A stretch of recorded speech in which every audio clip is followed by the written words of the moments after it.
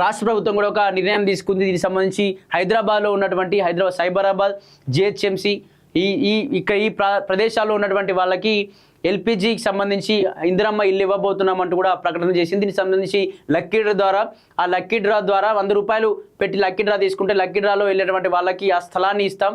స్థలాన్ని ఇవ్వడంతో పాటు అక్కడ ఇల్లు కట్టుకోవడానికి 5 లక్షల రూపాయలు కూడా ప్రభుత్వం ఇస్తుంది అని చెప్పేసి కూడా అక్కడ మంచి నిరుపేదలందరికీ కూడా ఒక మంచి అవకాశం ఇచ్చినట్టు తెలుసు. ఎందుకంటే ఎంతోమంది చాలామంది జనాలు ఇక్కడ రెంట్లు కట్టుకొని ఉండలేని పరిస్థితులు ఉంటున్నారు. ఇక్కడే రేషన్ కార్డు ఉంటుంది, ఇక్కడే ఓటర్ ఐడి ఉంటుంది, ఇక్కడే ఆధార్ కార్డు సంబంధించిన డీటెయిల్స్ మొత్తం ఇక్కడే ఉంటాయి. కానీ ఎన్నో సంవత్సరాలు ఇక్కడ జీవిస్తున్న ఇప్పటికీ రెంట్లు కట్టేటువంటి పరిస్థితులు ఉంటారు. అటువంటి వాళ్ళకి ఒక మంచి అవకాశంగా చెప్పుకోవచ్చు. దీనికి సంబంధించి ఒకసారి డీటెయిలింగ్గా చదివేటువంటి ప్రయత్నం చేద్దాం. ఇల్లు కేటాయించాకే నిర్మాణం, దరఖాస్తుల పరిశీలన పూర్తి కాగానే కేటాయింపు. ఇందిరమ్మ ఎల్ఐజీ ఇళ్లకు సర్కారు కొత్త విధానం. లబ్ధిదారుగా ఎంపిక కాగానే ₹1,00,000 చెల్లించాలి. మిగిలిన ₹5 లక్షల వాయిదా పద్ధతిలో యూడిఎస్ కింద ఒక్కో లబ్ధిదారులకు 17 నుంచి 22 గజాల స్థలం ఉచితంగా రిజిస్ట్రేషన్స్. ₹20 నుండి 30 లక్షల విలువ చేసే స్థలం 10 అంతస్తులుగా టవర్లు, ఒక్కో ఫ్లోర్లో 12 ఫ్లాట్లు, 4 ఫ్లాట్లలో కలిపి 418 ఫ్లాట్ల నిర్మాణం. ప్రతి బ్లాక్లో 2 మెట్ల మార్గాలు, 2 లిఫ్ట్లు ఏర్పాట్లు. ఏడాదిలోపు నిర్మాణం పూర్తి చేయడమే లక్ష్యం. దీనికి సంబంధించి 12 నుండి 22 గజాల స్థలాన్ని ఉచితంగా రిజిస్ట్రేషన్ అట. దీనికి సంబంధించి 10 అంతస్తుల టవర్లట, ఒక్కో ఫ్లోర్లో 12 ఫ్లాట్లట. అంటే 10 అంతస్తులుగా టవర్లు, ఒక్కొక్క టవర్ అంటే ఒక్కొక్క హైట్ 10 అంతస్తులు, ఒక్క ఫ్లోర్లో 12 ఫ్లాట్లట. ఒక్క ఫ్లోర్లోనే 12 ఫ్లాట్లు. ఇలా 4 బ్లాక్లలో కలిపి 480 ఫ్లాట్ల నిర్మాణం.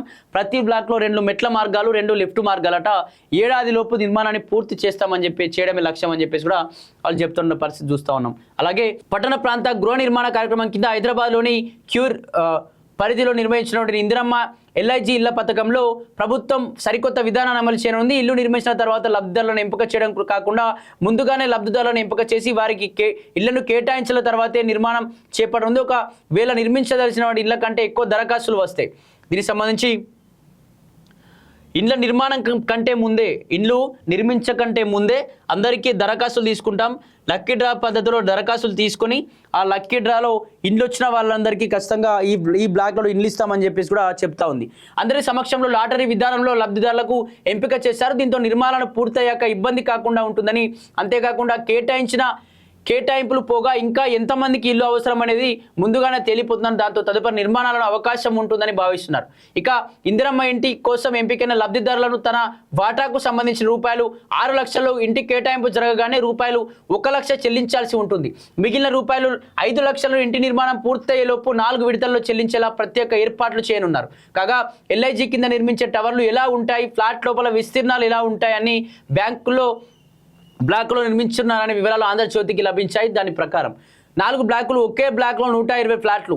ఇందిరమ్మ ఎల్ఐజీల పథకంలో భాగంగా క్యూఆర్ పరిధిలో గుర్తించిన 16 స్థలాల్లో తొలి విడతలో పైలట్ విధానంలో టవర్లు నిర్మించాలని చెప్పేసి ఒక్కో స్థలంలో 4 బ్లాకుల చొప్పున వీటిని నిర్మిస్తారు. ఒక్కో బ్లాక్లో 120 ఫ్లాట్లు ఉండగా ఒక్కో అంతస్తులో 12 ఫ్లాట్లను నిర్మించేలా అపార్ట్మెంట్లను డిజైన్ చేశారు. మొత్తంగా 4 బ్లాకుల్లో కలిపి 480 ఇండ్ల నిర్మిస్తారు. మొత్తం 16 ప్రాంతాల్లో నాంపల్లి, ఖైరతాబాద్ నియోజకవర్గాల పరిధిలో రెడ్ హిల్స్, హకీంపేట దర్గా, జూబ్లీహిల్స్, ఎమ్మెల్యే కాలనీలో సమీపంలో మాత్రం 360 ప్లస్ 120 చొప్పున 2 విధానాల్లో నిర్మించనున్నారు. ఈ అపార్ట్మెంట్లను ఒక్కో బ్లాక్లో 2 మెట్ల మార్గాలు, 2 వైపులా లిఫ్ట్ సౌకర్యం కల్పించనున్నారు.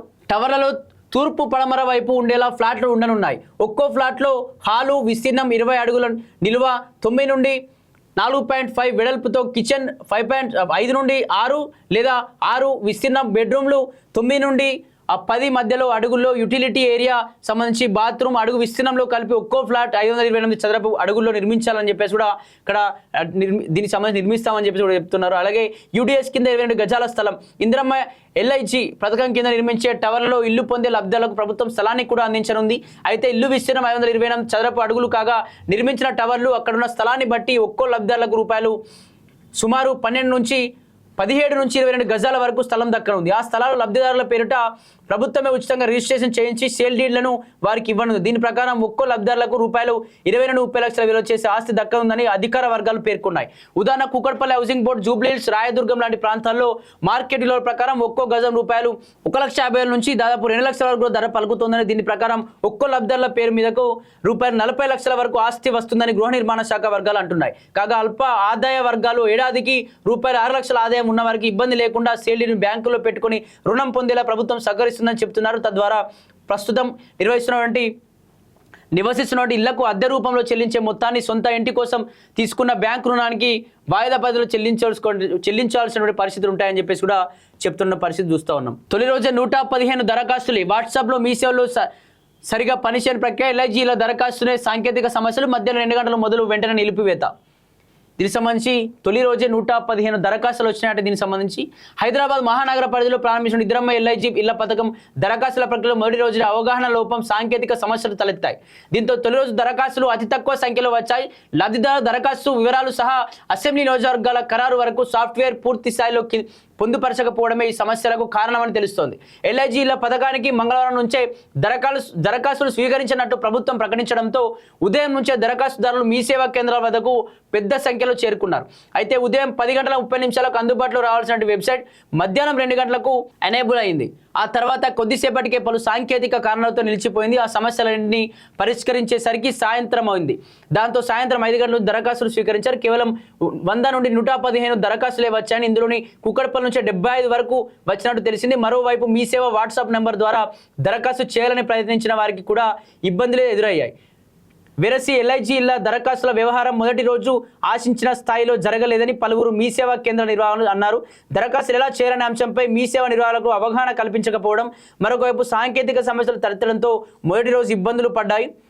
అందరి ఆధార్ నమోదు చేయాల్సిందే. ఎల్ఐజీల పథకానికి దరఖాస్తు చేసుకోవాలంటే దరఖాస్తుదారు ఆధార్ ఒక్కటే ఉంటే సరిపోదు. కుటుంబంలోని అందరి ఆధార్ నెంబర్లు నమోదు చేయాల్సిందే. వారిలో ఒక్కరికైనా గతంలో ప్రభుత్వం నుంచి లబ్ధి కలిగి ఉంటే పథకానికి అనర్హులని వెబ్సైట్లో చూపిస్తోందని మీ సేవా నిర్వాహకులు చెబుతున్నారు. కుటుంబంలోని మహిళ పేరు మీద దరఖాస్తు చేస్తే ఆమె తండ్రి, తల్లి, భర్త ఆధార్ కార్డు కూడా ఇవ్వాలని, ఆ మహిళ తల్లిదండ్రులు గతంలో ప్రయోజనాలు పొందిన ఎల్ఐజీల పథకానికి అనర్హులవుతారు. మరోవైపు దరఖాస్తుదారు తండ్రి, తల్లి మరణించి ఉంటే లేట్ అనే ఆప్షన్ను ఎంచుకొని ముందుకు వెళ్లేలా అవకాశాలు కల్పించారు. అయితే ఎవరైనా దరఖాస్తుదారు తల్లి, తండ్రి పేరు మీద గతంలో ప్రభుత్వం నుంచి లబ్ధి పొంది ఉంటే అతనికి ఇల్లు రాదు. దీంతో పాటు మొదటి రోజు దరఖాస్తుకు వచ్చిన వారిలో కొంతమంది తమ తల్లిదండ్రులు సంబంధం లేదని, తమ భార్య పిల్లలు వివరాలతో దరఖాస్తు చేసుకుంటున్నామని చెప్తున్నట్టు తెలిసింది. కానీ దరఖాస్తు నిబంధనల ప్రకారం తల్లిదండ్రులు ఆధార్లు కూడా ఉండాల్సిందని అధికారులు చెబుతున్నారు.